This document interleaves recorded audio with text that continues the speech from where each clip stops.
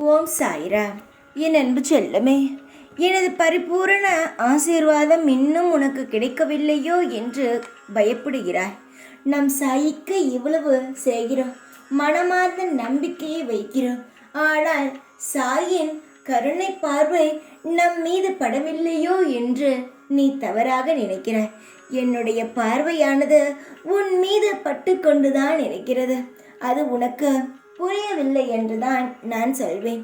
என்னை மனதார ஒரு முறை சாய் என்று கூப்பிட்டாலே நான் வந்து நிற்பவன்.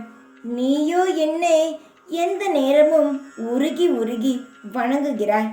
எவ்வளவுதான் உன் வாழ்க்கையில் கஷ்டங்களை நான் கொடுத்தாலும் அப்பொழுதும் சாய் என்னை பார்த்து கொள்வார் என்ற பெரும் நம்பிக்கை உன் மனதில் இருந்து கொண்டே இருக்கிறது. அப்படி இருக்கும் பொழுது நான் உன்னை எப்படி கைவிட்டுவிட்டு போவேன்? இல்லை, உன்னை கவனிக்காமல் இருப்பேன். சந்தோஷத்தை பெறுவாய். விரைவில் என்னை நீ காண்பாய். இது நான் உனக்கு கொடுக்கும் இன்ப பரிசு.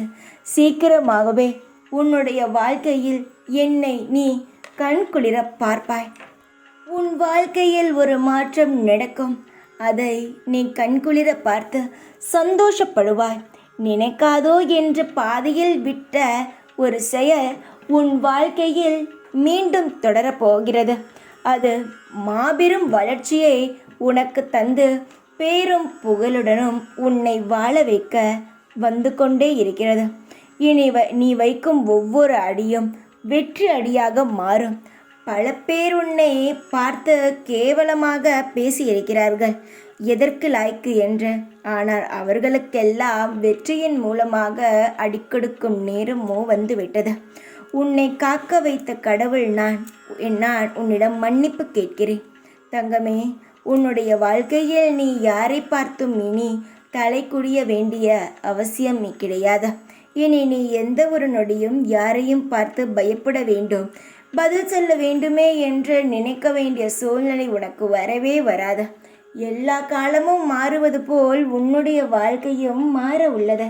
இனி நீ தைரியமாக சிரித்த முகத்துடன் இருக்க வேண்டும்.